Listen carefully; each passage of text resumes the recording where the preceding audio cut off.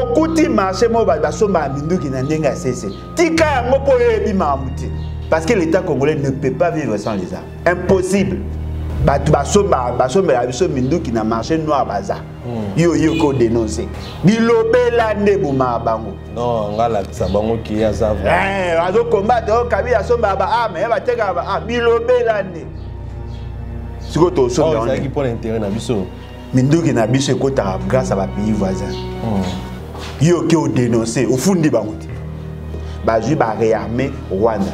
Aye pa na biso ko bunisa biso, yo ke pa ba twana bisa bango non voilà, ta le Rwanda za ko boma biso, ozo pesa ya bango ba information. Abi atanganda msusu na Belgique. Kasi là supposé akoyeba ko fonctionne. Ce ka tanga pe solo, aza censé akoyeba comment la Belgique. Ya tanga pesa ba adresse pena ya. Faculté wana ezala kuna te papa atanga.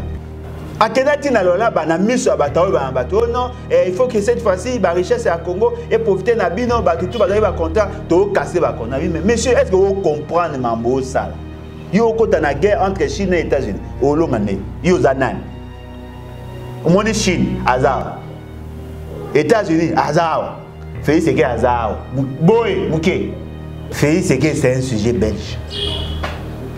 Na otolo bano émission ça ino asuka na ndenge maman Denise apesa kimbote ya fuka na ya kofuka ma devant s'arrête pona oui na yes na EAC pour on a le bagi mingi anglais yes na EAC il va comment regretter non je ne veux pas le Rwanda il fallait dire ça là-bas et à Sony il faut poser un bateau ba capable bateau baza coloniser o ba beti bango ba fingi bango ba violer ba sina bango ba kati bango mama bele ba maboko babeta bango ba fimu na balabala ba imiliaka bango deva basi na bana bango bozo ebisa bango ki bazaka pressé. Ça c'est ça esprit ya ba esclave eza ba mutako ba bazaka mutaza aza une culture ya koza esclave ta ala chef d'état Félix Tshisekedi chef de l'état chef de l'État non il est président de fait na boya ngotende bino bolingi ko yeba définition chef de l'état chef de yemo nani ba benga chef de l'état par accoutumance. Vous isolez le Rwanda, vous acceptez les Ougandais. Différence ni bossa entre le Rwanda et l'Ouganda. Parce que Mokozi armé ya Ouganda azali neveu ya Kagame qui sert la République. Mouton servir la République arrête, il y a un vide. Félix Tshisekedi est président des faits. L'État a Mokozi. C'est simple.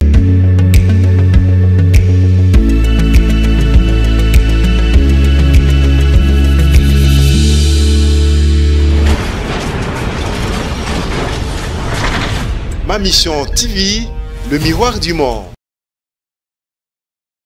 Ma mission au cœur des actualités, réflexion, réfléchissons pour notre pays. Chers internautes fidèles abonnés, bonjour, bonsoir, bon après-midi. Bienvenue dans votre émission Réflexion. Réflexion qui est bel et bien présentée par moi, Alexis Wechi.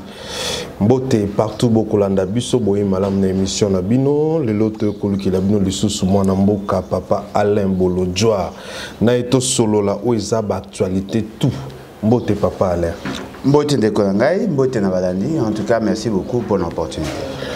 En tout cas, le dossier est tellement ébélé. Na kolinga koute kotanga ba titre pour koza vraiment ébélé. Bino bozala kaka branché parce que matière est à bozala branché. Je vous assure que beaucoup CP là.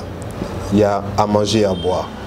Papa Alain, les 30 jours de l'État, tout le monde en a été. Tonito Eba pour Nayo.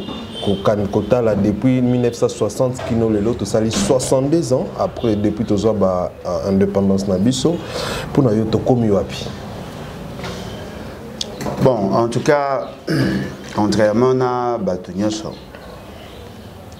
bien que je considère que le bilan na biso en matière de gouvernance est allé négatif, mais du moins ce qui est positif, c'est que pendant que le Soudan du Sud et pendant que l'URSS et pendant que plusieurs autres pays ont en difficulté à cohabitation, Bisso, Congolais, nous avons su transcender Baego Nabiso pour maintenir la flamme et l'unité nationale. Ok.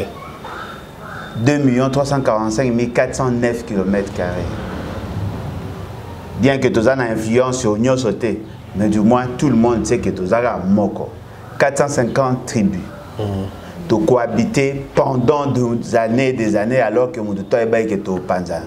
Oh, sécession kassaïenne par-ci, sécession katangaise par-là, Babundidia Congo, idée de Songolo Fakala, mais au moins flamme et unité nationale de préserver en gros jusqu'aujourd'hui.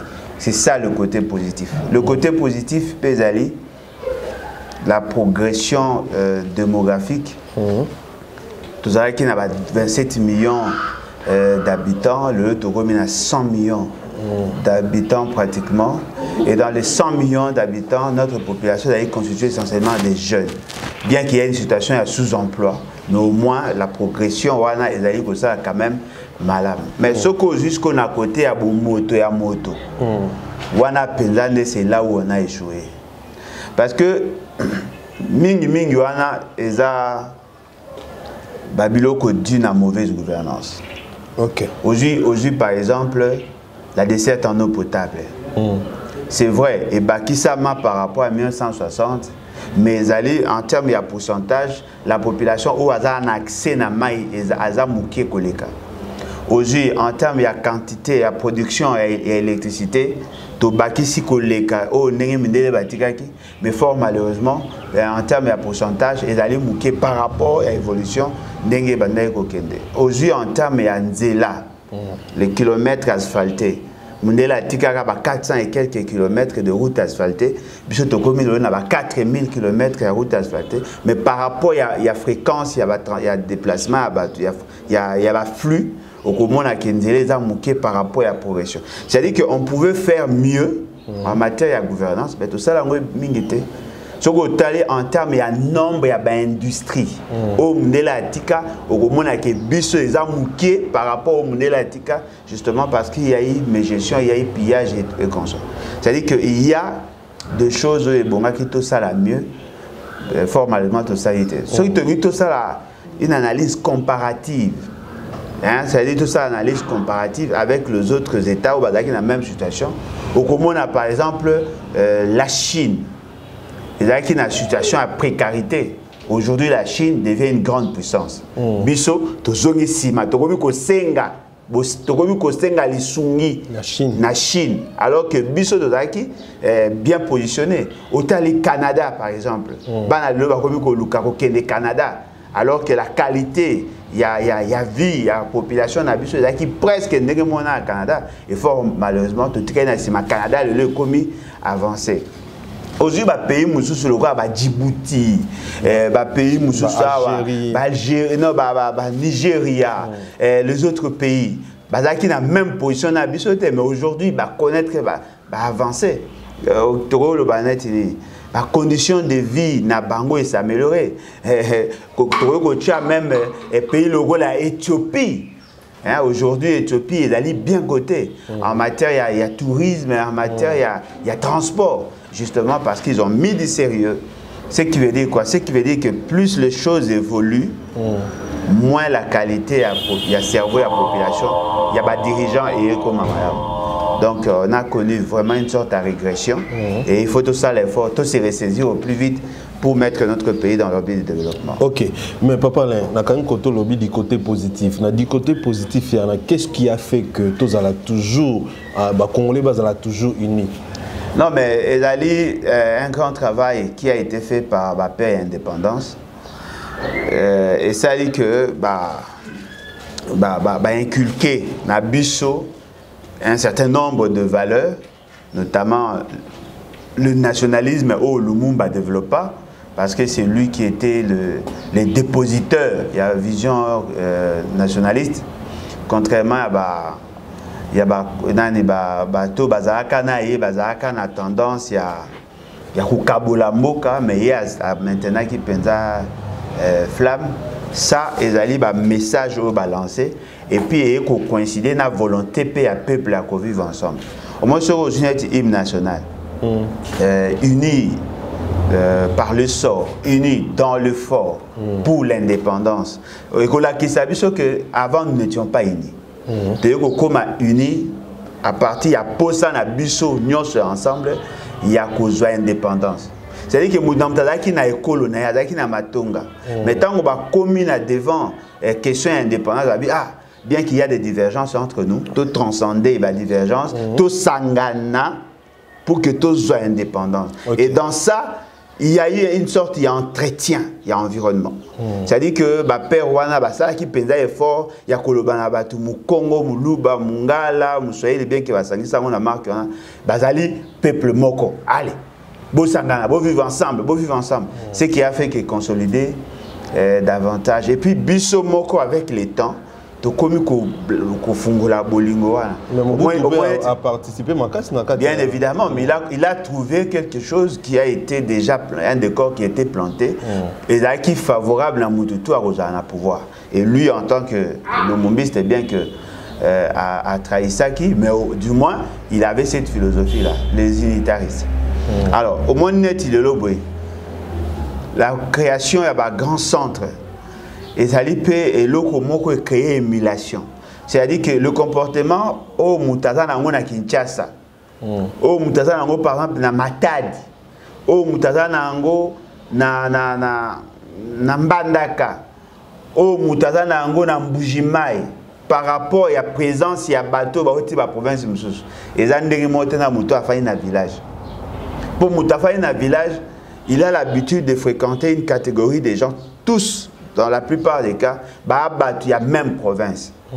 Mais dans la ville, dans la grande agglomération, avantage dans une sorte, il y a brassage, il y a culture. Voyez-vous, il y a acculturation. Et ça y est, le coup, la choc, il y a la culture et fandi. Au na comportement ya mutu nyonso na Kinshasa. Moi côté moko ya Nekongo ekota. Aza moi comportement moi ba Nekongo, ba molimo kolia ba safu, ba molimo kolia ba mfumbwa. Tu vois, c'est-à-dire que sangani na biloko moko, moi na muluba balinga mfumbwa. Mfumbwa eza biloko na ete. Et puis moi ba terme mususu ekota na ba langage. Aujourd'hui, net a peu la domination à ba mongo pesa et à bangala tolo bande baloba. Et kota domination à ba luba pesa. C'est-à-dire que brassage wana ko sangisa ba culture wana et bimisi quinoa. Très bien. C'est-à-dire quinoa à la limite mélange ya ba tribu et belé. Ya moment a même le comportement à quinoa sur quelque part mutu moi comprendre été. Il est arrogant et moi côté si ki muluba. Et moi, la vérité à côté de Kimongala. Et moi, c'est-à-dire que mélange et quinoa. Et c'est ça, et là, on constitue la force. Alors, ce qu'on a dit, quinoa. Kaka bwana muluba na mukongo aomono yeto a mutaliboma po yaza voisin na ye mukongo mwasi na ye muluba ye moko mungala c'est-à-dire que mélange wa ezatinga Naza Mongo, 100% na papa na maman ba tu as même territoire, même secteur. Bien que le groupement des alliés au Kabwe. Mais na bala moi si azali côté abo papa na ye Mukongo, côté abo maman na ye Muluba. Et bien, biso to okuta est-ce qu'on a marqué à la commune. Bino bo s'appelle ici ce côté. Biso bisi voilà, to sangi c'est comme trois bikolo mbala moko. Alors biso ce que to sanga na Kinshasa to beta masolo mingi ya ba tribute. To beta ce que masolo ya ba commune. Ah ngana mona ngiringi, azala muluba, azala mukongo, yepo na yekaka mona ngiringi. Oh ngana mona kitambo. Tu vois, c'est-à-dire que débat ya tribu na Kinshasa et bima mingi miga na bat baoti mboka. Très bien. Mais na kini pena bo mwa mutabeta moi ati Martin Fayulu nga na mwana njili. O mwana njili c'est-à-dire pona ye bato bandeko na ye za bana njili. Très bien. Okokuta na mutu mnawolo ba sunete ni. Bon, na rose par exemple là pour battre c'est bien. Honorable Francis Kalomba lo bandal tout ça. Voilà, Francis Kalomba a mwana bandal. Oh mususu soki je koko na mwana ya limité. Tu vois, c'est-à-dire que les débats ils à la mais tant que bateau ba uta mboka sika baye ndé ba ko rappeler bango non atoza mwana njili mais ba ko muluba il faut ça bien na biso macha momenu automatiquement décor et bébé décor et bébé ce débat fait c'est que moi limité na yo surtout ka bonzo azane muluba na kama Très bien, merci beaucoup Papa Alain. Si vous Papa Alain, en tout cas moi c'est même notre balobé Lumumba trop. En tout cas to profiter na biso na bateau barota la moi expertise na mo etali Lumumba. Tout le blanc à 2 minutes, 3 minutes. Alors Papa Alain, Lumumba comme ça balobi que Lumumba a une indépendance avant, bam suba comment il soit fait du pouvoir, bam suba ba ibaki mbongo na kata bralma ya mo balongo la qui qu'est-ce qui c'est qui Lumumba? Bon, en tout cas nyonso elobami wana eza ba information biso toyoka. Les informations toyoka, Lumumba a été arrêté, abandonné pour travailler dans une société ya brassicole, bakanga qui est pour des raisons ya makamba musala, ça c'est ce qu'on nous a présenté. Lumumba avait demandé l'indépendance avant tout réfléchir là. Qu'on demandait indépendance, c'est on a tout demandé au camp. Parce que moni batu mususu babotama po baza ba esclave. Moni muto abotama za esclave. Peut-être yo ebisa batu. O remarquer que te phénomène moko ezawa ke mbwa boyi ba China cash. Oui, somo. Moni mbwa aboyi ba China cash. C'est-à-dire que azana posa voilà. Si go bozo ebisa batu ba koma sous la colonisation. Comment dominé par Mindele depuis 1900 et 1400, 1400, Mindele influence à Mindele, 1500, 1600, 1700, 1800, 1900, vous avez vu que Bazara pressé à l'indépendance. Ou ils ont moulimo à esclave. Moulimo à esclave. Indépendance, ils allaient locaux, liberté. Indépendance, c'est-à-dire que au dépend de la moutouté, au juif la liberté, ils allaient locaux, ils ont délai, il y a Robanda pour ça tout humain a une liberté. Alors, bateau bazar colonisé, oh ba beti bango, ba fingi bango, ba violer basina bango, ba kati bango mama bele, ba maboko, ba beta bango ba fimu na balabala, ba imilia bango deva basina bana bango, bozo bisa bango ki bazaka pressé. Ça, c'est l'esprit à esclave. Ça n'a pas de sens. L'indépendance n'a pas été demandée tôt. L'indépendance plutôt a été demandée tard. Okay. Il fallait le faire avant. Non, voilà. Et bon, travailler, mais attendez. Depuis toujours indépendance, c'est en 1960 aux indépendance. L'autre sali 62 ans. Depuis l'indépendance, l'autre sali 62 ans. Mais depuis Mundele a comment officiellement la gestion, à ça là 85 ans pratiquement. C'est pratiquement dans les 85 ans. Non, tu as dit que tu as sali. Non, tu as dit que tu as sali. Mais là, peut-être que tu as tongi, pas que tracé, que tu as nzela makadam, tu as tongi que les gars Mundele. Ok. En termes, il y a un nombre d'écoles, tout le monde peut payer. En termes, il y a des hôpitaux, tout le monde peut payer. Si vous me posez cette question, Mundele tangu ya yaki, ayeko zwa mbongo ya Congo, mbongo nyonso kendaki na etongi potote. Mundele la Belgique n'avait pas l'intention ya kotonga Congo. Vous allez penser que dans 30 ans, ayengaka sala plus que atonga ki na 75 ans? Non. Ouane ezali raisonnement ya bateau balinga repousser raisonnement maël ya bateau a repousser raisonnement musikate. La Belgique n'avait pas l'intention de faire du Congo un pays développé. Non.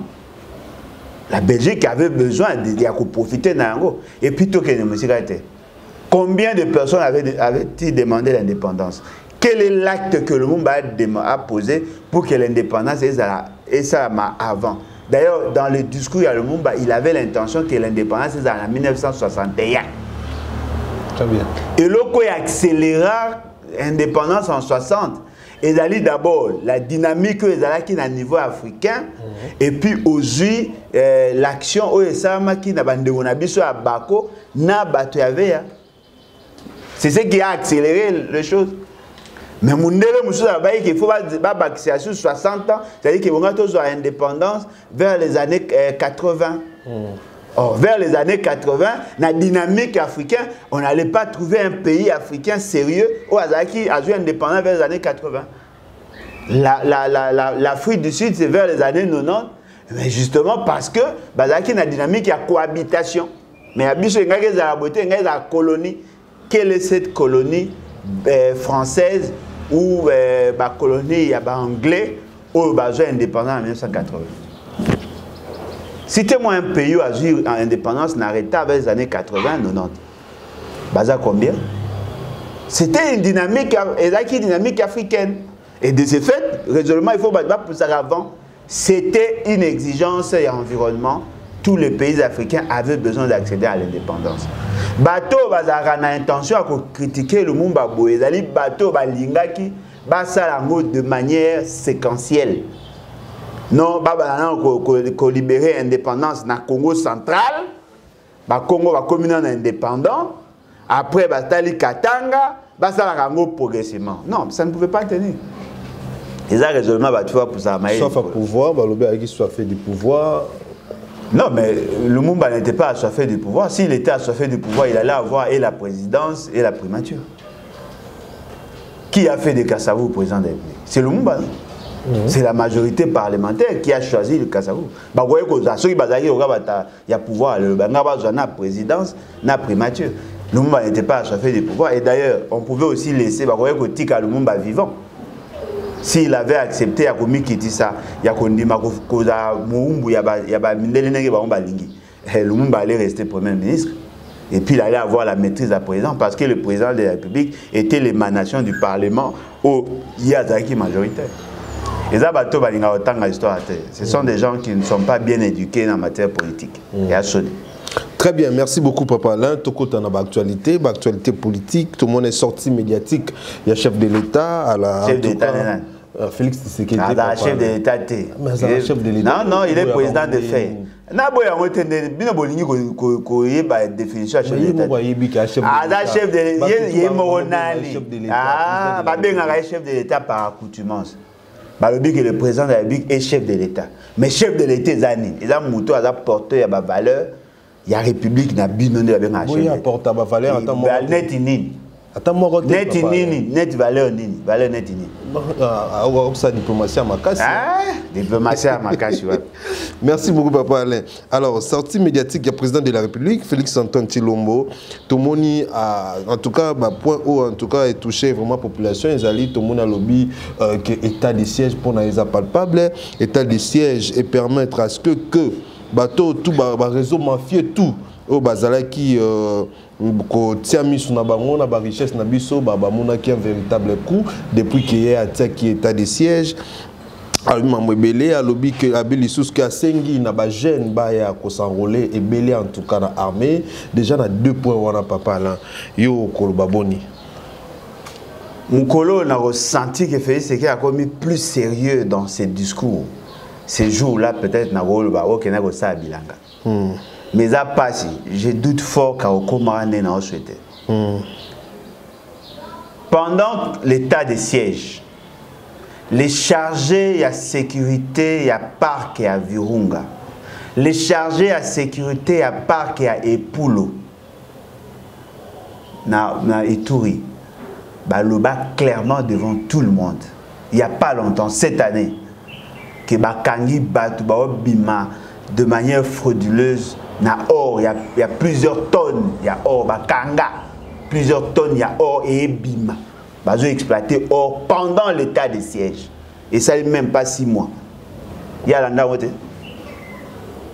Les services de sécurité bakangi batu bazo exploité or pendant l'état de siège 2022. Il y a l'anda wote. Babimisa or na biso de manière frauduleuse pendant l'état de siège. Pendant l'état de siège, bamona ba camions ils ont traversé et que dans les pays voisins pendant l'état de siège. Il y a mon honte. Il y a le but qui est empêché bangoné. Non mais empêché na nini. Le jour où tu comprends que même hier, même batunaï ba na cop to bani. Aza procédé bisoné to apprécier s'il y a des avancées. S'il y a des avancées. Parce que le logo de état de siège, il a été pour empêcher à ce que l'exploitation frauduleuse et ça. Non, parce que l'exploitation frauduleuse est avec ou sans état de siège. Bon, tout n'a Félix Tshisekedi beaucoup d'années. Pour nani à Longola Pascal Niembo. à Longola Pascal Nyembo na structure ya évaluation ya matières précieuses. Évaluation, la lutte contre la fraude, évaluation en matière précieuse. À Longola Pascal Nyembo parce que le Rwanda est obligé à canailler à Longola Pascal Nyembo pour Pascal Nyembo pour empêcher à ce que le Rwanda et l'Ouganda bassent l'exploitation avant il est cité comme ça. Qui vous disent la vérité pour aller à Longola. Pour aller à Longola, l'ambassadeur Nabiso dans les Nations Unies Agatha, c'est Agatha je crois, parce que Kagame avait demandé sa tête. Si que papa tous ont un moi logique bateau beaucoup travailler pour na bien-être et en beau capé pour na y surtout y a pouvoir à Kolongola bango pourquoi non et là il faut ça la différence c'est aller entre la personne de Félix Tshisekedi qui assume la fonction de président de la République et l'État congolais et ça bilo mi balé Monsieur Félix Tshisekedi ne travaille pas pour nos intérêts. Monsieur Félix Tshisekedi travaille pour son intérêt à lui et son réseau. Il ne travaille pas pour nous. S'il travaillait pour nous, il n'allait pas avoir un salaire aussi exorbitant. S'il travaillait pour nous, il n'allait pas occasionner un dépassement budgétaire. Dans le mois de mai, dépassement à 41 millions de dollars. Mais ce fait, ne travaille pas pour nous. Tout ce qu'on enregistre, c'est comme crime économique. Ils allaient entretenir par lui. N'appelle ce exemple, moi, au qu'on vérifier. Pero Louar a sa émission à moi si moro boyaza makele bilobé o bayaka makamna banga ba match amumeno bana bino ke il faut ba kende ko yibara na katanga po ba tonge pa na bango ya kendaka na ye déjà ngo kendaka ba lwala ba e consort. Cette dame là avant que Félix Tshisekedi ne soit au pouvoir aneko ke na katanga ko exploiter à comment vous exploiter point parce que Félix Tshisekedi a pris une opportunité. Moi j'étais dans Lubumbashi, j'étais na Kolwezi na mona battu belé à IDPS ba chikata o ba la trabatenu na basé belé battu belé à ma famille à Tshisekedi bazo exploiter soko kei na SR Congo ba or ba marché sur toi et ça les matines là et là on est échangé. Félix Tshisekedi ne travaille pas pour l'intérêt du peuple, Félix Tshisekedi travaille pour ses intérêts. Anna Posa s'enrichit de manière insolente. Et même d'ailleurs, dossier entre François Béa, conseiller Before Biselele. Ils ont dit quoi? Before Biselele, François Béa, où est le problème? Pour Félix Tshisekedi a Bissaka François Béa à entendre Biselele pour tekaka ba carré minier na otuele. Beaucoup ça banane. Beaucoup n'y a un pillage na mourir ba un jour pour souka kaka. Alors état de siège est-ce que ba résultat est vraiment palpable? Mais si les résultats sont palpables, dites-nous. Il y a la sécurité est garantie. Dites-nous. Bon, vous savez que non, voilà, état de siège depuis bandit et sécurité commune à Mboka, il n'y a plus de déplacés, et bah au Bomachou, bah tout comprendre. Ne nous parlez pas des statistiques à RTNC. Dites-nous. Bah au Boma Batuka, Mikolo Nyonso, bah au Boma Rabat. Bah au Boma Batu Naïtou, il va bomber na nord qui va. Dites-nous. Et là on est ça. Vous baquez sur le colo à état de siège, vous baquez ici M23. M23 arrête tant avant l'état de siège. M23 arrête. Il y a M23 avant l'état de siège. Si vous avez des bah on juste va bombarder Bazali. Burundi a une rébellion, na groupe armés na awa, Rwanda na groupe armés na awa, Uganda na groupe armés na awa. Ba oboma, ba congolais, ba surtout ba omona. OK. Bateau baza ko kende na armée. Bateau baza na ba opération. Ba ole la même chose style lo, équipement. Ezate ozui makambo ya logistique. Nani makambo ya déplacement ba mituka. Ezate ozui ration. Ezate batu ba okonye okufa. Ba sona mso ba okima. Tanga obenga ba jeune ba ya ba ke nokota armée. Oui, amélioration ni ya memina. Armée ka oya ba ke infiltré. Amélioration ni botini bana ba doit ke okota na armée. C'est bon, bana ba kota na armée parce que ça devoir sacré. Ba koti na armée. Botini bango na front. Ba komi kuna non seulement ba non mal formé, ba obuma bango mingi. Et là au mot ba doit obosana. Papa Molière Nembalemba. Azaki na Assemblée nationale. Tant que nous ne sommes pas encore prêts à faire la guerre. bato wolola ke makasi bato wolola ke makasi mboso agangeli o basaki ba aventure na bangwa abandai de akoloba nous ne sommes pas encore prêts à faire la guerre bana na biso to tinda kuna ba obuma bango mingi bamo bakati ba bien to ça théâtre te bola na maloba na ya suka bo comprendre nga yebi sabino qu'il y a beaucoup de morts pourquoi il a dit ça justement parce que na ba donné biso to za na yango lelo la plupart ba jeunes ba kene ko fond ba on a Kasai. Bah ça la formation à 3 mois. Bah tinda bango na front, bah koufa embelé. Bah ça y bango bah kouni bango na fausse commune. Alors qui va accepter son enfant qui est ici que moi naza mal formé à komikuna. Bah information oh bah opé ça bango itinéraire bah ça bango kende boy. Mungu naza koyé bango toujours parce que bah infiltré bah ça bah opé ça bah information bah oteka bah information bah stratégie nyon sur bah plan de guerre nyon so. Nos enfants sont en train d'être tués. Ils vont combattantes. Balobana biso que non so sakani to pesa batu ba arme. Pona ko défendre Félix et qu'il bo pesa arme na bataille de pèse. Pona ko défendre frontière bo pesa ba te bozo ra bataille de pèse. Ba combattant nyonso ya format on ata bandeko na ye. O ba soutenir kaye na cadre ya match à moment bozo bango boko tinda bango kuna. Na posa na mona bataille de pèse va défendre frontière. OK, papa là. Pour la été que défendre gars Félix et allez-y. Toi na posa tout le monde. Papa na discours ni wana Aloui Boyaza vraiment ko sepela na ndenge et akazoki décision rotinda ba soldat a alobi il a exigé que Rwanda et ATP à obtenir yango seulement Ouganda mtakoya mboko ni Soudan et puis na Tanzanie ne bakoya. Oui, ce qu'a salé en après. C'est-à-dire que après avoir signé, il s'est ressaisi, il a compris qu'il avait commis une erreur. Et pas parce que ce qu'a sengi, bon a senga pendant qu'on négocier. A sengi après, il en a le droit. Il y a que non, na boy batu baya ba côté palanga. Jusqu'au Oboya Rwanda ponani. Parce que le Rwanda m'a agressé, c'est clair. Non, mais attendez, si le Rwanda nous agresse, alors ça sert à quoi? Il y a des membres de l'organisation au Rwanda allait influer.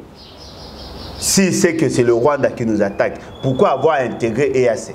Mais balobi ça pour na ko isoler Rwanda les soki biso zaki kuna te mais bango tu bangai basangela biso le fait que tu non, il n'a pas l'intention à isoler Rwanda. Moi le bango ba ça ezali. D'abord ba non maïla au kokate. Bateau ba refisa na maka ba maïla au kokate. Vous pensez que vous allez isoler le Rwanda? Quelle est la sanction que le Rwanda a déjà eu à infliger au Rwanda depuis que Félix Sekedi ça ba démarche na yo?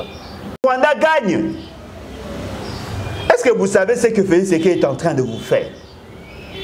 Félix Sekedi a coûté un réseau moko ezaka ya osomba ba minduki.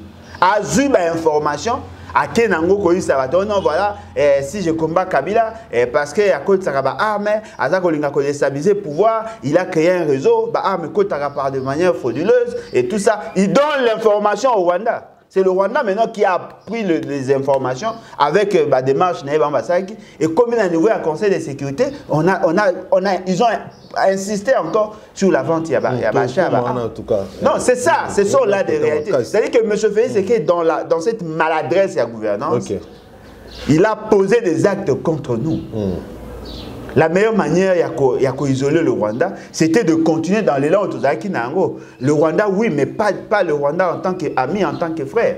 Il a fait du Rwanda frère. Le Rwanda ne perd rien jusque-là. Alors, perdez-le.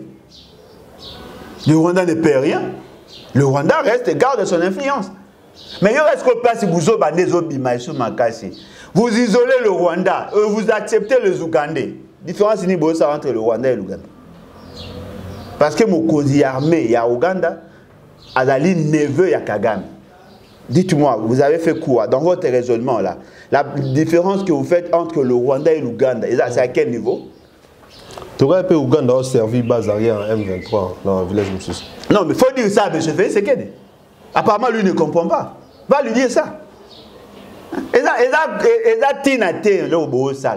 Nos ennemis sont connus. La vision d'Abango est connue. Vous n'avez pas besoin de faire du sensationnel. Il vient ici nous brander tout la capacité naïe alors qu'en réalité il ne représente pas grand-chose.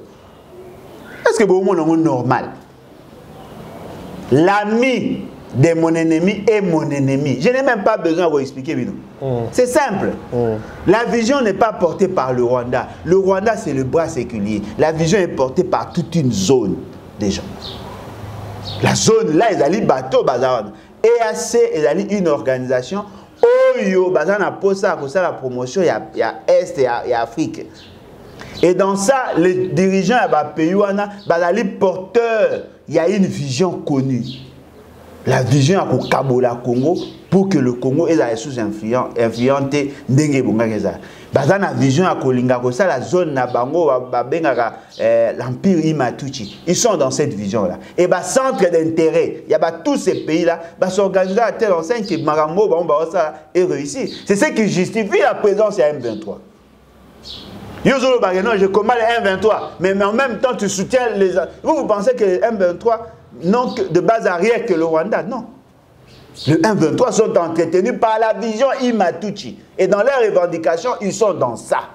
Voilà pourquoi on a arrêté Jules Mouniéré. Parce que la communauté n'a pas s'attaquer à Rwandais pour traquer Batuchi. C'est ça la vision.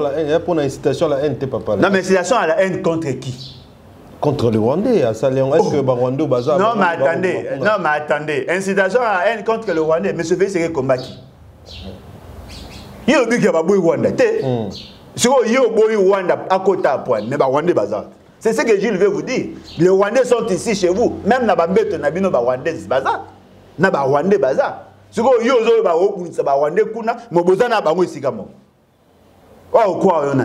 Abangi exonéphobie non mais quand lui refuse le Rwandais venir ici, il veut dire quoi à la population? Que ce sont les Rwandais qui nous tuent.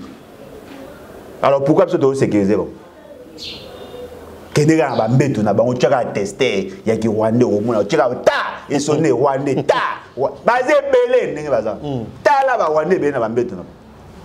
Ils entretiennent le Rwandais. Il faut appeler ça ordre que ba baza ba Rwandais la ba. Ah appeler ça ordre après ça, il y a un droit au Kabola Libala battu.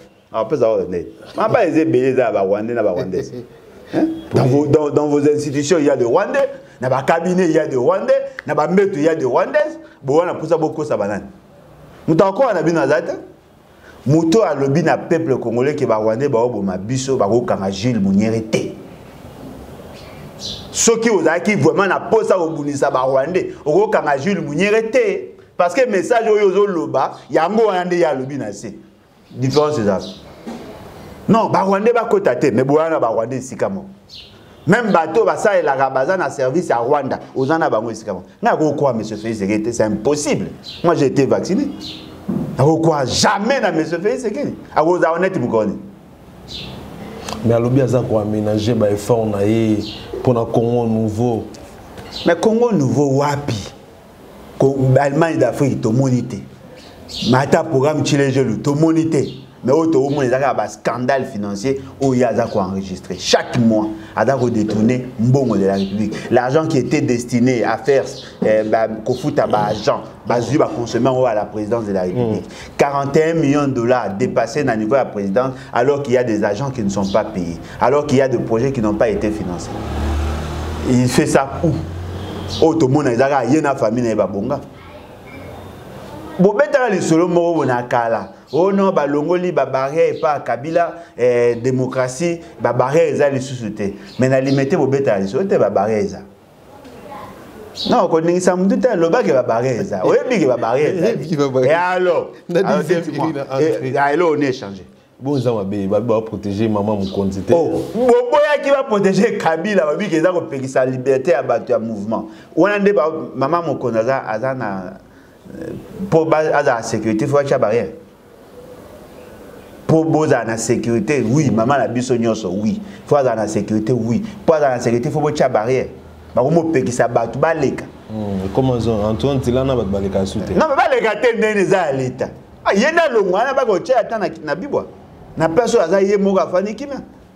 Bo peke si ba voisin ba invité ba voisin ba ya. Avant voisin à côté ça il faut avoir une autorisation. Ezalaka. Qui sert la République? Nous avons servi la République à il y a un vide. C'est le président des faits. L'État a mon constaté. C'est simple. Merci beaucoup, Papa Alain. Alors, tout côté, achat armes, la fois passée, tout le Conseil de sécurité à ONI, lobby que non, les bosseux Bima qui va prolonger les bisous une année embargo. Mais après, tout qui va encore que lobby te embargo, lobby ndeke, ceux qui te sont bimindou qu'il faut ONI à la notifier. Donc, il faut qu'on ait bisa kabango à chaque fois que ça la achat, il y a armes. Avant que ce moment, il faut des autorisations. Peu de gens qui n'y sont pas. Ceux qui ont il faut des autorisations. L'État au bout L'État au bout parce que le marché, il y a des armes réglementées, ils allaient réguler. Naturellement, ceux qui ont dit non, voilà, il faut qu'il y ait des autorisations. Et ma bête, mais ma bête,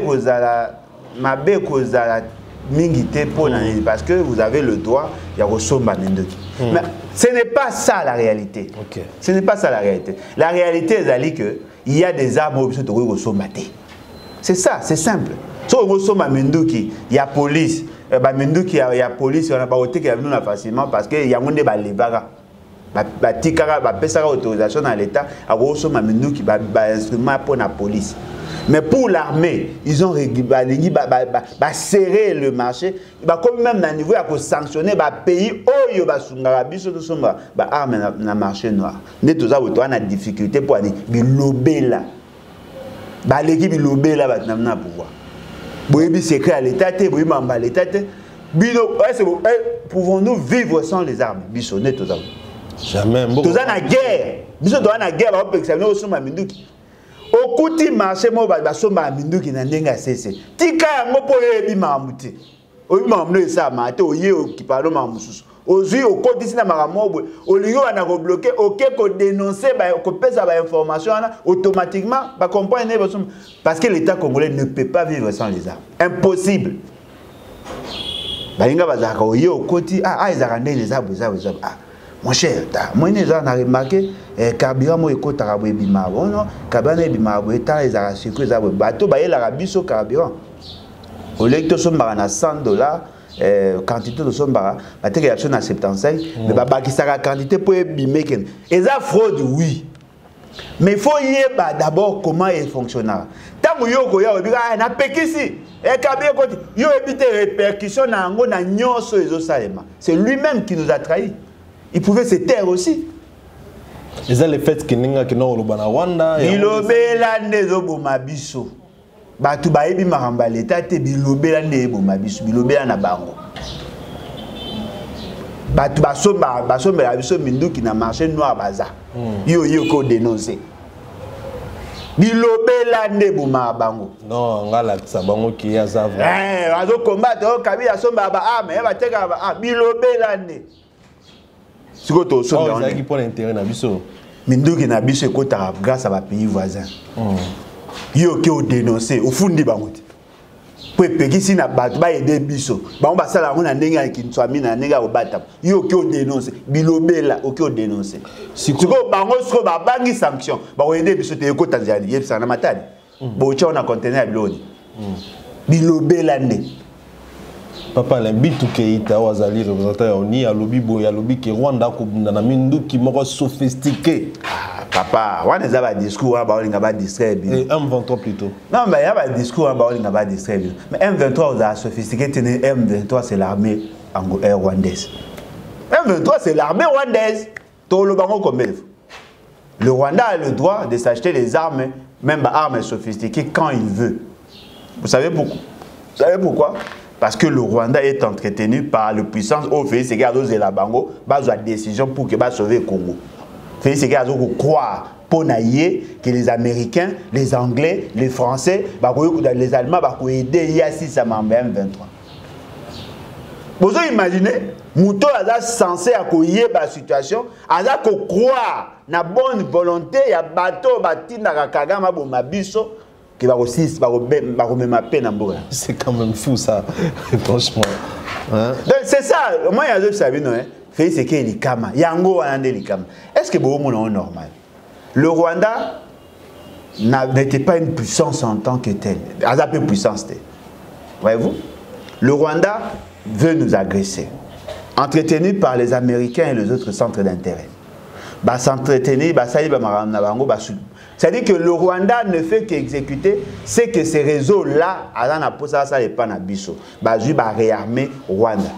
Aïe pas na biso kobunisa biso, yo ke pas batwana bisa non voilà, ta le Rwanda za koboma biso, ozo pesa ba information. D'ailleurs kuti bango la za ba arme boy, ba ringa ba sa biso boy, bo pesa ba information, bango ba zo bisa ba Rwanda, tala Félix Ayakia, alobi bo changer stratégie, bo ça. Obi ma blé. Souka na bayuma ki yuma penda 2 fois te yeba binga ki ranger te na ba yete na ba bango souka na bayuma ranger ya ni asa formation ki ranger asa formation wapi ya ki ranger Kagama rangers bongo béton yo boya béton papa là on t'a une politique à ma béton mélange à ma besamba de faire zèle le cas si m'expira. Et l'on dit ça. Et puis ça va les faire. On les a bétonné. Et l'on les a livrés des taux. Plus le temps passe, plus la population se rend compte que le pouvoir c'est un pouvoir dangereux. Ok. Azo yeba makamune ça mate. Na tamwa ba village be na mboko. Ils ba mboka mso okuta papa mo ba ki zengi. Omo meka o ma ki zenga tanga soyi. Mafana na suka mboka suba na bilamba saka ba saite na bilamba. Soki yo ye au moins un taza encombrant. Mais na butu yene ce qu'on a prêtre. Chaque village a ses réalités. Munumso au moins na avec handicap. Rôle na yeza handicap na moya zabo mais na butu ya prêtre. Dans chaque pays, il y a des sorciers du village, des gens qu'on ne peut pas toucher. Monsieur Félix, il y a des désordres, vous pouvez imaginer. Service à sécurité à BBC, armée, il y a des désordres. Si vous avez un senti, si vous avez un maramboua, vous avez un salami pendant qu'il y a un président. Vous avez senti poids na yango. Yo kuti système moro éviter. Yo ko la nga na koza leçon na binoté. Oh, yo oza leçon, ba on ne va créer réseau wana. Yo oza leçon tendel. Exactement peut-être parce que ba kabona kabila moi avant pas lobaki qui en est ko bénéficier na ba conseil belé na Kabila. Non mais ko bénéficier na Kabila aussi n'est pas un modèle en fait. Il y a bien un ah ben koza, tu le pas zoaka. Kabila n'est pas un modèle en réalité. Le problème est le système. Pour changer le système, ça va avec méthode. Koya ko ça de manière sauvage. Batu ba yebindenge bazola mayo ye. Au pekisi, ils ont été na biso na pesa ils ont même so na ipel. O bisa moi si na wabima na butute, no bolanza. Moi ça da obligé na butu. Butute au sac no mabutu ya no lukamai. Bo fa na msubo mai bimi na 3h. Yo pesi ordre. Na lingi su mutabi na butu na ndako na ngati. Bozanga mai. Aza obligé ya ko. Lokwa yo ye. On comprend que babima na butu. Lokwa babima na butu chaque jour, chaque fois mai bima. Au somisco ba réservoir ya mai ya binene. Abimi na butu mbala moko atoki atondisi ata pour une semaine. Au lieu qu'il abima 6 fois, akomo une fois par semaine. Tu vois mutamaï la zala abo. Yo pekisi. Après un temps, on a une sucre, maïzate. Ah, c'est dit que maïzate pour la nini. Eh, tout ça, besoin de saboter. Non, papa, yo no zoaki décision à ma bé. Ou pekisa qui maïba no toka. C'est ça, monsieur Félix. Très bien. Mais papa, là, tous on a mon dossier. Na dossier Chine, tout le monde réaction à Chine. Celle Chine n'a pas pays presque tous a développé. Na Russie. Na Russie, ne va défendre biso papa là. Belgique oh mon connu. C'est biso ni muto influencer à Belgique te abi Belgique ceux qui to qui est à quoi influencer bamboka na tout ba. C'est ça tanga. Mais tout le monde Belgique. C'est ça tanga wapi. Abi atanga msusu na Belgique. C'est là supposé à koyeba comment fonctionne. Ce gars tanga pe solo. Aza censé à koyeba comment la Belgique. Atanga pe ça ba adresse pénal ya. Faculté on est à la kunate papa atanga. Oh, bon ko c'est lo bon na ba papa. Yo bani ba kosi bani ko salelo. Mais PC pénal ba adresse. Non, après c'est adresse mais faculté on est à to kota to tinda be bato. Faculté on est à ta. Ah, ezala kunate. Donc ah ndeko na ngai ezala kunate. Ezala kunate. Ba ba tachuki. Ah. Eh, mensonge na ba ba botama mukomo. Eloko eza vrai ezali ndeko na ngai. Eloko eza vrai faut yeba ngo. Muto ayebi fonctionnement à l'état. Mouton et bi réalité en international ne peut pas se fier à l'Occident. Bokanisa, na saba vidéo na abino, na loba. Mais ce Félix Tshisekedi azaki na intention ya kolongo la Chine na ba avantage na Congo pour appeler ça ba américain. Et ngaka boto la ba carré minier na ba chinois pour appeler ça ba américain. Azaki na posa ko pesa mu Congo na Russie na ba chinois pour favoriser ba américain. Pour nini? Parce que les chinois et les américains soutenaient Kabila. OK. Guerre au Kabila longoli beaucoup des années. Kabila avait tourné le dos aux Américains et aux Occidentaux à soutenir qui va chinois na ba russe. Après si ba avantage ming na ba chinois parce que derrière les chinois il y avait les russes. L'Occident a silika qui à partir déjà du contrat chinois. Bah comment il y a pression. Tant qu'on renforcer le code minier, les Chinois ne se sont pas plaints. Les Américains actifs na bango minier et pas ba chinois. Les Américains tika ki na bango Afrique pour montrer que Congo na bango na posa na ngote ba dans réserve na bango. Tant que la Chine profitant de la situation a développé davantage de technologie na yé et ko créer ce incident entre les États-Unis et la Chine. À partir il y a dossier dossier Huawei. Huawei a gagné qui marché la téléphonie. Sa technologie était plus avancée, il avait gagné le marché. Du coup, les Américains se sont décidés de ne plus vendre les puces Morobacha na téléphone. Et c'est crucial pour le téléphone, pour la mémoire du téléphone et pour la chaleur dans téléphone. Pièce où il y a un débat. Les Américains se sont décidés d'interdire na ba marché na bango ba tekelara Chine ba pièce où. Chine maintenant pour dévier ça, il a profité maintenant de mine nabiso pour qu'il y ait comme la capacité à yemoko ya kozala autonome. Vous remarquez que Huawei a perdu le marché. Parce qu'il a dominé l'iPhone. Guerre commerciale. C'est un moment en tout cas a dominé l'iPhone. Tant que M. Félix Tshisekedi a ligné sur Konini. Oh non, voilà, il veut gagner. Il dit, ok, si tu veux gagner, il faut revoir le contrat signé avec la Chine. Tout ça, on a posé au monopole. M. Félix Tshisekedi s'est permis, lui, il y a aucun États-Unis, il va négocier pour qu'il y ait la possibilité. Tant que il veut résilier le contrat.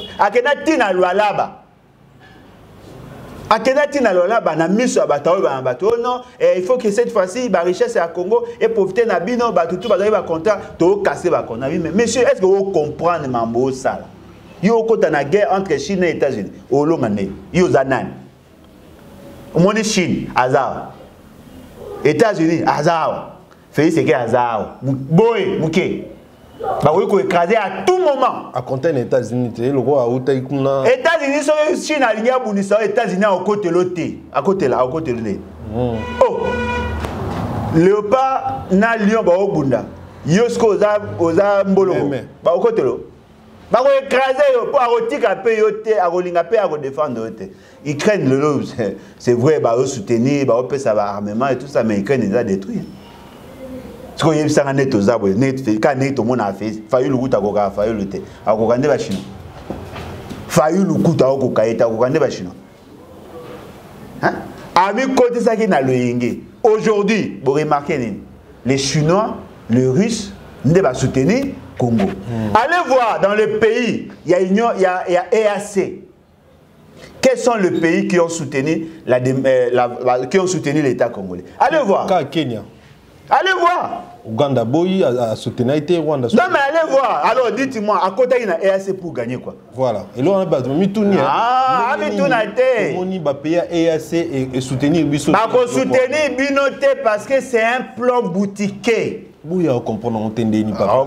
Attends on comprend. Na Bruxelles. Attends à Bruxelles. Attends à Bruxelles. L'Institut commercial. Exact. ICC kuna faculté on a communication marketing exact. Attends à Kunate. Et là, on a une Sabino, mais ce fait, c'est un danger.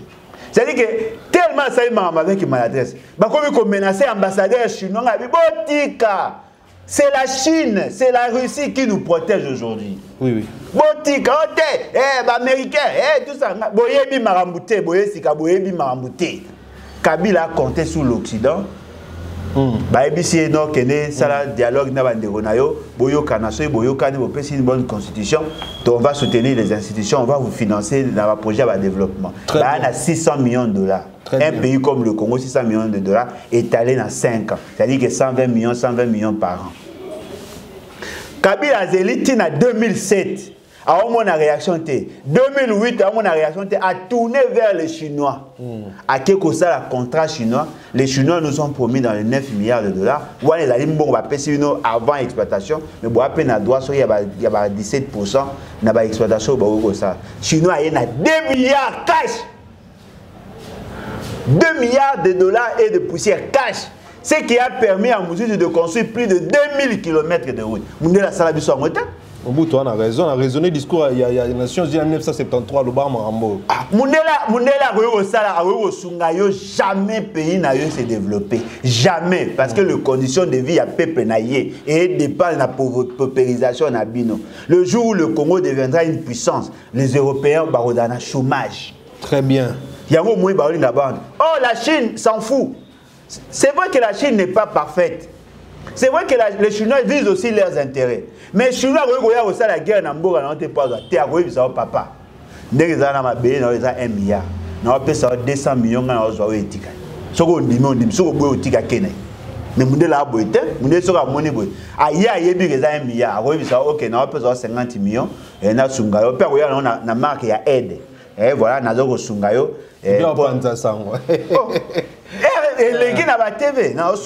nous avons aidé le Congo. Depuis le Congo, 50 millions de dollars. 50 millions de dollars, combien de kilomètres? 50 kilomètres, regarde. Au même pas, il paie un petit maloukou. Bon, ici. Parce qu'au Congo, il y a 154 000 kilomètres de route. Au PC 50 km à Betty Tangwa. On a kabeli ba congolais ba cash né. Mais toi on a posé un cash né. Mais ba ocha mon cadre il y a aide publique, il y a au développement. Ba pandi sango. Mais sinon il y a pesi bon au cash. Sinon les équipe sur esprit mais moto monandela. Mundela a élève soni. Mais ce fait c'est qu'ils ne comprennent pas. Il y a non américain et puis il y aura aventure. Depuis à Luka Kutana na président américain. Bakutana Biden. Bakutana en dehors des États-Unis. Tout le monde maman Denise non mais quand c'est un cadre sommet. Beaucoup d'un cadre sommet mais que na bureau na ya ba président monsieur na ba Kagame. Akuta Félix Ekiti mandé aussi. Babi drapeau ya Congo est tellement kala il est tout temps à Kebuna ndé mati les sous. Non mais c'est faux. Drapeau ya Congo ezalaka toujours kuna les États-Unis. Toujours. Balongola d'abord Congo. Est-ce que que Kabila ba yamba 2 fois na ba président américain? Na bureau. Mais Félix c'est que ba kuta na nega et pas do la mbote. Oh non, ça kimia. Mboga na biso eza na posa ba aventure. Ah gentil papa, ah très gentil hein. Félix c'est que ko. Bon moi na diplomatie gentillesse ne joa nani. Yebisanga depuis Félix c'est que a commis président, pays mo e commis ko pesa biso visa facilement na ti pays. Ok, Congolais sur qui reçoit un visa a commis la facilité depuis Félix c'est que a commis. Bino benga gentillesse ça nous sert à quoi? Non, kota la ngate yebisanga ke depuis Félix c'est que la comme président jeune union tout ça na pour ça reçoit visa a na facilité reçoit visa na pays tel. Attends à Djibouti. Sa maison Schengen, t'es maison Schengen. Bon Kabila kanga yoga sniper Kabila kanga maison Schengen point. Parce que maison Schengen a comment il saboter ba Congolais a oublié on peut ça ba visa. Yo fungoli visé yé. Il y a boya pour la maison Schengen ils ont empêché ba visa ba o manquer. Mutu ta tellement la maison Schengen za zakai ba bas. Ba kangi maison Schengen pour aza ko humilier ba Congolais. Boye na tongo ba temisi na mulongo bango ba na kati ba ko za bo kotisi dossier boye ba boya kisi na bango ba o boya opesa visa Kabila habité bo saboter ba Congolais na kangi maison Schengen pour boye ba ke so peut to peuple. Faut ba ki Kabila za na bolingo le ka. Et za bolingo te za naissance ya humanisme sans abomoto. Est-ce que Kabila na sens abomoto le ka Félix? Bongo comme te na bomoto ninga ko boma Kabila leki. Mais na bomoto la sens ya kolinga ko faire respecter ba to Kabila Félix c'est que Kabila leki te. Ah. Félix c'est que na kota na si vous silence à Belgique papa Belgique silence à Belgique il y a wapi ndeko na ngai on va prolonger biso baninte ba embargo Belgique a voté pour ou contre on dirait pour pas le on est ah mais moi on kolobelo voter là si qu'on dit qui ne dit mot consent Boligi so Belgique a l'obani. Bino bangonde ba comprendre. La Belgique n'est pas pour nous. La Belgique n'a rien à gagner si la paix revenait au Congo. La Belgique n'a rien à gagner si le Congo devenait un pays stable. Plus il y a du désordre, plus la Belgique gagne. Tout ce que nous vendons comme or, comme diamant et consort, et les Canadiens, nous va marcher dans la inverse. C'est la Belgique qui est la commissionnaire en chef. La plupart des entreprises c'est la Belgique. Lorsque Kabila a accédé au pouvoir, Kabila a profité, le roi qui est illégitime, à Kenda qui vers la Belgique pour que coacher, parrainer. Il a été parrainé, Pessa et lui, Michel, a géré. C'est là où maintenant on a bradé toutes les ressources. La GKMI les a émietté. Pourquoi? C'est à cause de la Belgique. La Belgique gagne des pourcentages. Tout ce que nous avons cédé là, la négociation, la Belgique a une cote part.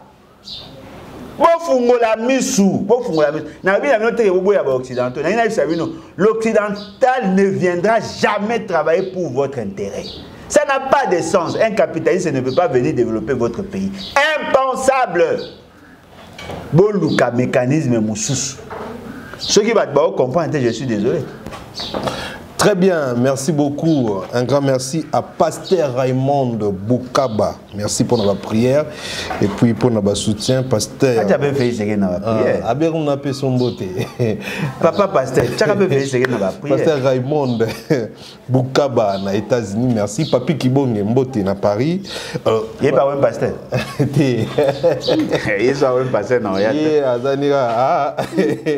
Ah, Papi Kibonge. Papa la mission pasteur. Papa, c'est quoi? Tu comprends que na masuka.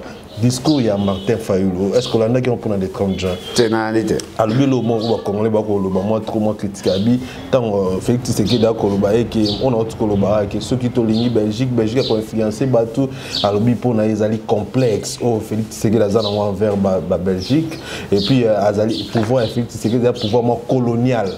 Ils ont pouvoir, ils allaient créer, en tout cas manipuler, former, et pas ma belge, et pas ma français. Merci. Ah oui, bon. Oui, merci, Koulout. Grâce à l'objet, on demande. Félix, c'est un sujet belge. Na auto le bano émission ça ino asuka. Na ndenge maman Denise appelle ça Kimbote. Na ya kofuka ma devant sa reine. C'est-à-dire que M. Félix Tshisekedi est formaté dans ces conditions-là. Et là, le corps mouton a mis ça en cause à l'esclave. Ce que vous avez la liberté, à comprendre. C'est ça la condition à M. Félix Tshisekedi. Il ne fait qu'exécuter ce que les autres lui disent. Si on lui dit, M. Félix Tshisekedi, tombe le à gauche, à tombe le à gauche. Oh non, bateau, défendre. Oh non, moi, il y a un sportif. Oh, il y a télé à tombe le à gauche pour passer mot d'ordre. Un président de la République peut être comme ça, mais un chef de l'État, jamais. Voilà pourquoi je te disais que M. Félix Tshisekedi n'est pas chef de l'État. Il n'est pas dans la vision partagée. Nous ne considérons pas la Belgique comme un maître, non, comme un pays partenaire. Il y a même dossier, gestion de dossier à Lumumba, et ça a mis avec maladresse, parce que M. Félix Tshisekedi se considère comme un sujet belge. Toi, on a posé ça que mouton à mon collègue, ça a libre d'esprit. Il y a un mignololo. Il y a un ça au Congo, ils ont eu le quoi bus scolaire conduit par un épileptique. Vous évitez quand est-ce qu'il y a une crise. On est dangereux, hein? Oui. Vous avez une crise dans le boulevard. Oh. Et puis, il y a la vive allure. Il y a une scène de rang. Parce que il y a un risque. D'ailleurs, on a présenté ma condoléance, ma famille, il y a un accident, ça m'a qui a tout petit na mutuka. Voyez-vous, c'est-à-dire que ce sont là des réalités. Il faut que la personne qui vous représente soit libérée. Il y a occupation mentale. Il faut qu'Abima a considéré que c'est lui qui décide en dernier ressort. Et il a la vie de plus de 100 millions d'âmes. Il faut éviter que la kisana batomsou que ya azam mutute. Non, même l'argile, on met à potier, à ça rien mon peu moi retengam. Mais il était depuis ça la forme, ça forme, c'est pas comme ça. Il a été créé à l'image il y a bateau va combattre le pays. Comment voulez-vous mouton en liberté, t'as un mignolo à libérer? Voilà, ce qui coule tout Martin Fayulu à lobby ango, ce qui veut dire qu'il a compris ce que moi je disais. Abi ezape kozanga koyeba politique soka yebite a tout na pe konandeng koloba eke. Ka elo na oti koloba atende kona. Na lobi angwa wate. Attends. Non mais tout le Congolais conscient a yebi ezabo. Ka elo na lobi pour nga la liete. Soka lobi angwa ka ona oto loba. Non mais effectivement s'il a dit ça c'est parce que lui aussi il a compris. Nekolanga bokende ko négocier na bokote na pese exemple bokote na muto aza complexe ya que no négocier na bino ko négocier na komo na bino ne ezanti avocat na yo abanga ka avocat o aza en face ya mungunda o aza ya mungunda na yo okoza sûr ndeni ko gagner poste so c'est toi atiki o wana maître na je peux pas et fait ça atiki yo okoza garantie ndeni. Celui qui vous représente est faible devant celui qui représente les intérêts de vos ennemis. Dites-moi, au moins, toi, on a posé à présent, oui, amen. Toi, on a posé à présent, non. Là, je ne suis pas d'accord. Les autres défendent l'intérêt, il y a famille, il y a Nangati. Là, au moins, c'est bon. Très bien. Dans ma famille, il y a une gestion commune. C'est-à-dire que vous avez un patrimoine commun. Chacun de nous a des enfants. Lorsqu'il s'agit de défendre les intérêts de tous, on défend. Mais un mot pour vous dire, moi, on a yo fandi. Oh, banga. Eh, la France a qui l'a acheté. Alors, il faut que vous ayez un bateau capable de défendre les intérêts. En tenant aussi compte, il y a sensibilité à dossier. Très bien. Avec méthode. Non. Ici, je ne suis pas d'accord. Là, on peut céder, mais ici, non. Ici, on ne peut pas toucher. Il faut qu'il y ait des interdits. On ne peut pas être un yes man. Yes. Mais yes aux autres. Oui. Oui. Et puis, pour oui, na yes, na EAC, pour le bagage anglais. Yes, na EAC. Il va comment arrêter. Non, je ne veux pas le Rwanda. Il fallait dire ça là-bas. Et à Sony, il faut que vous ayez un bateau capable de s'orienter. Et là même pour le coup, on a bien Nzembo.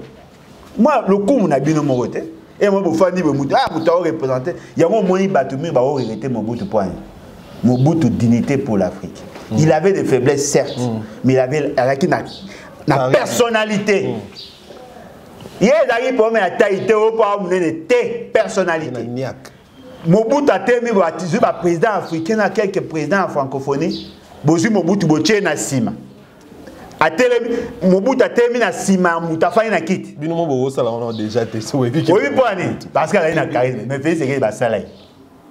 Ah sympa ça jeune. Fait ce que ba sala yé. Fait ce que non yo ka koko tela été. Fait ce que ma fani boy. Président Moussa fa na kit ya tem na mpandi na sima na ye. Garde du coca. Nous sommes une grande nation. Nous sommes une grande nation. Il faut que Mouto Adana Mokonzi aïe que nous sommes une grande nation. Non. On est intransigeant. Nous sommes une grande nation. Lorsqu'on parle Afrique, mais nani botindi. Moi, Bokonzo va bien Bokonza bilokos. Et ça va Bokonzo qui basalela, et ça le quoi banzungu akala basalela, ce qu'on va y battre, ce qu'on a mis ça. Plutôt nous c'était ceci. Très bien. C'est mamba très bien zaté. Ça c'est pas bon. Il faut que Mouto Azako représenté soit dans un charisme. Que l'on sente qu'effectivement on nous considère comme une nation. Si on prend Kagame, on prend Félix Sekedi, tout le monde donne sa valeur plus na Kagame que na Félix Sekedi. Oh, Kagame a un autre Mickey. Il a par rapport à taille à d'autres monter par rapport à qualité à cerveau. Et à taille à monter. Qualité à cerveau. On dégager. Papa si ko to konza biloko suka vato kota na makambo les bats pour tout monde qui peut bimo konza les bats. Vote non mon vote bon 24 va voter tous les 24 va voter bon. Ouais faut pas ça élection pour aller. Tout ya là. Tout kota na question suka au ba congolais ba komi tout na makasi c'est que Félix Tshisekedi confiance na eza beaucoup plus na ba français ba américain ba ayebi mamba ça te. Biso koto toza agressé ba ko ba chouchou. Sous pena bato ya Bumpesi et Zabongo Rwanda. Son na biso ezani. Ndeo nangai, je crois que tu le la même chose. Le monde tel que ça fonctionner, les États n'ont pas de frères. Les États n'ont pas d'amis. Il n'y a que les intérêts. Au moins, l'on est tout ça. Soko Simbi, un pays membre, il y a l'OTAN. Toi, nous surtout sanctionner. Parce que ça, la mutualisation na bango va se protéger entre eux. Mais l'OTAN, tel qu'ils ont organisé, c'est ce qu'on appelle l'Occident. Les Occidentaux vont s'organiser à telle enseigne que Baza va se protéger. C'est-à-dire que l'Europe a un continent européen. Les États-Unis ont un continent américain. C'est-à-dire l'Amérique. Soko Simbi France, États-Unis t'attaquent. Soko Simbi Belgique, l'Italie, l'Allemagne, la Norvège, l'Hongrie, tous ces pays-là, ils vous attaquent. Pourquoi? Ils veulent maintenir la flamme. Il y a race na bango occidentaux. C'est-à-dire que c'est un problème d'intérêt des races. Chez nous, en Afrique, nous avons l'Union africaine qui était supposée organiser l'intérêt et défendre l'intérêt africain. Mais qu'est-ce qui s'est fait? Chaque président africain est aliéné dans le pays moro, soit la France, soit la Belgique, soit tel pays. Bango siko baza ko utiliser les Africains pour servir leur cause. On n'a rien. Il n'y a aucune organisation africaine où il faut protéger Bisso. Automatiquement, nous sommes vulnérables. Si les Occidentaux veulent avoir la paix dans ces pays, ils n'ont pas besoin d'envoyer les militaires. Non. Ça suffit. Et si l'Occident veut mettre fin à la guerre à Est, et qu'on ne même pas des cas de déclaration à 15 secondes, Kagame, ça suffit. Et si qui m'écoute, mes questions, pour que on va gagner. C'est ça le problème. On a un problème de choix, perception. Tout ça, c'est ce que nous devons faire. Et devant cette réalité, ça va continuer. Bateau, la solution font partie du problème. Je ne suis pas contre les Occidentaux, mais je défends les intérêts des Africains. Très bien. Il faut trouver ça à la part des choses. On peut vivre en conflit tout en respectant les limites. Eux veulent nous dominer et nous devons fournir des efforts pour que tout la paix domine. J'étais parmi les rares Congolais qui ont parlé Magambia. Il y a France CFA. Dans cette émission à Télé 50, il y a bien longtemps, vers 2015. J'ai démontré que cette monnaie n'avait aucune valeur culturelle. Et ça a une manière d'aliéner, il y a quoi assujettir. Nous avons démontré. À l'époque, personne ne me comprenait. Mais après, les gens ont compris qu'effectivement, la monnaie l'a portée, la dénomination déjà à Mbongo. Et là, ça déjà que le pays, les États là sont aliénés. Le franc, franc CFA. C'est-à-dire que le franc, eux, ils allaient consommer par le pays, par la colonie française. Alors qu'il n'y a plus de colonie en réalité. Ce qui veut dire que cette monnaie n'avait pas de sens. C'est la même situation avec M. Félix Tshisekedi. M. Félix Tshisekedi, ne comprenant pas les enjeux, pour que notre problème soit résolu, il faut s'accrocher à bataille. Non, il faut s'organiser tout comme plus sérieux. Tout bangisana nous Rwanda. Pour que bango prochainement ceux qui vont utiliser sur Moutuloko à bras séculier, bateau va Congo sur sali boy faut payer à indépendance pour nous protéger population yemo a goyi sa mokozinaye. Non quoi attaquer sur Congo te pour attaquer Congo sur tout en insécurité. Merci beaucoup Papa Alain. Tout le monde a su qu'avant l'émission na biso, tout le monde les bat bo signer charte et ni ko signer ni statut bo salaki et puis ba voter autant que président national il y a le bat ba projet zani ba yango kamwe. Tout va voter quand même. Non mais attendez. L'élection c'est la même pour. Non mais attendez. Élection c'est un principe. Ce n'est pas une finalité. L'élection c'est un principe. Mais quand on imagine l'idée, il y a que ça la parti et où tu n'es pas Alain Boloja. La personne qui a conscientisé tous les membres pour Baya na parti, et ça Alain Boloja. C'est-à-dire que je suis le seul qui connaît tout le monde. Ok. T'es membre ok, t'es au le bac. Je suis le seul qui connaît tout le monde. Ndekoyaka okota parti nazoya, ndekoyaka okota parti nazoya. Bango tout baya qui na parti pour nga na convaincre. OK. Ba voter mutumsunde. Bon c'est l'élection pour. Non mais parce que c'est un principe. Ba obi que il faut que ça la élection. Bato baye baye po baye bi ke ngam na dali porteur ya vision baye pa nanga. OK. Siko yebisanga nga naza candidat. Muto mususu abi aza candidat. Muto wana ngaga na yebi po ngam na benga ke me ba musu baye bi ete. Bakuta na naika na ba réunion. Siko ba bi OK. Toi na parti, tu lancer parti, il faut pas voter Moutou, pas voter nga. Vous savez pourquoi? Parce que ngane a li point de trait d'union entre bango nyonso. OK. Et puis deuxièmement, et dans la que le parti, quand le parti est créé, c'est lui qui a la vision, attire et batubayaka pour soutenir d'abord ce que lui représente. Pour que yo Moutou Moussou ba voter, il faut pas mona d'abord faiblesse ya Moutou azaki liboso et après ba votala. Les premières élections, ils auront toujours la faveur ya Moutou yo à organiser l'élection. Toutefois, il y a on n'organise pas l'élection pour les perdre. Hein? Non, mais ça c'est différent. Le système électoral a été implanté par Kabila, pas par eux. Bango ba kuta système électoral. Et puis ba ko apprécier gouvernance, na ba ko comparer la gouvernance à tout chose. Oh, il a le premier gouvernement na biso. C'est différent. Élection à liboso Moutou a organisé en gros, pas élection de la République. Parce que là, c'est le peuple qui a déjà gouvernance. Mais eux, ils ont parti, ils ont créé, si ils ont différent dans l'élection, il y a pays. Moutou a dit non, ceux qui ont organisé l'élection, il faut gagner. Non. Bisso chez nous, il n'y a pas de tricherie. Moi, je n'ai pas triché. L'élection, c'est qui a main levée. Moi, je n'ai pas triché. Mais il y a pas de tricher parce qu'il y a un bulletin secret. Il y a pas de tricher. Et puis, tout le monde Moutou a Félix Sekedi.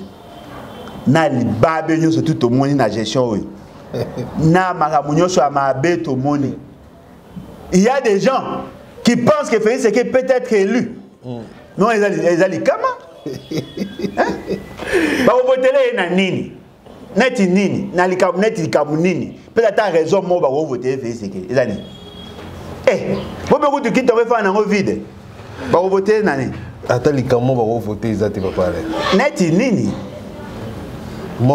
Ata combo net nini elo net nini ba voter fixé yo mo luka ozo luka moi ezota apesi ba soda banda kumba bango ba ke banda kabila te ki même ta tupesa ba soda oh parce que banda ba tonga ko point fabriquer wa babi ye muta sali yango apesi yango ba soldat ezelo mo malunga ça ne pas bloquer la kaki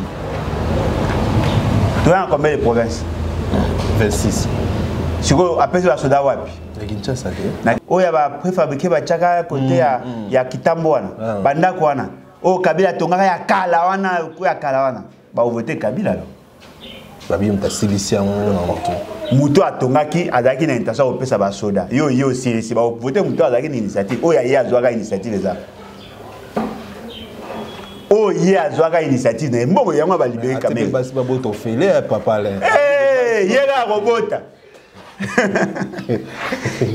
bango bazaka moyibo kaka kobota oje baza bote ofesko okipe bango na lettre abi na soin ya basi azemi na kobota wapi azu charge ya wapi na budget ni azu yango wapi combien d'hôpitaux basi ba na zemi combien type na badi banga yaka na molimo ake non moi si ya kobota ofele basi musu basalere bazui bazemi bako na hôpital bafuti ba bakanga basi be na ba hôpital yega robota oyo yebi na bika moi mbalo ali kama c'est la Bible remplissez la terre non mais remplissez la terre oui mais ça recommandation moi ni bango ba na avantage pour ani ba na basi belé robota bota na o parce que biso ba toa basi mona robota bota mingi point moi je n'avais pas fait maintenant nga so bisinga robota ofele la ici ko hôpital ba bota moi sino ofele. Mais est-ce qu'un président de la République a encouragé Nangongo Tozabo à encourager Babouta dans des ordres sans planification? Ce que nous imaginons, maintenant, ils ont commencé à souka à Kamingité. Ce que nous avons dit, c'est que la période de voter. Ce que nous imaginons, nombre de base sur Babouti déjà va foutre bon. Babouta na sima après ce qu'il y a long, va voter. Est-ce que tu as monté tika là? Nambo ni gratuité enseignement ou na réussite. Nambo ni. Bete la motolo a lobby gratuité enseignement. Na bolanda bilobe ba balobaka wana. Gratuité enseignement est réussi wapi? Gratuité enseignement réussite. Muta otanga ofele a fouti monga tena feb. A basa sous tena sop. Et ba kisi sous tena feb na tena sop ba o ba kisa kaka. Moi na sali test il y a évaluation sommative na 6e à ça sous na 8e. Très bien, merci beaucoup. Merci beaucoup, papa. Tu peux sur ma tonne mingi de Oyambibiso. Merci, Naba Congo Mani, Congo Mboka Nabiso, Tolingango. En tout cas, mon papa Alain Bolo Dialobi a bien que tu sais qui, bien que tu sais qui, tu sais pelité, mais en tout cas, c'est vraiment très important, je pense, pour tous les Congolais. En tout cas, tout l'ingambo canabiso, peuple mokondi, topé sibino merci. Bozaki belia kolanda biso, ngai Alexis Wechi, papa Alain, napé sibino merci, un grand merci à Volding Gituka derrière la caméra, un grand merci encore à pasteur Raymond Boukaba, États-Unis. En tout cas, allez là. Merci beaucoup. Tous ceux qui permettent à tout le monde de au revoir.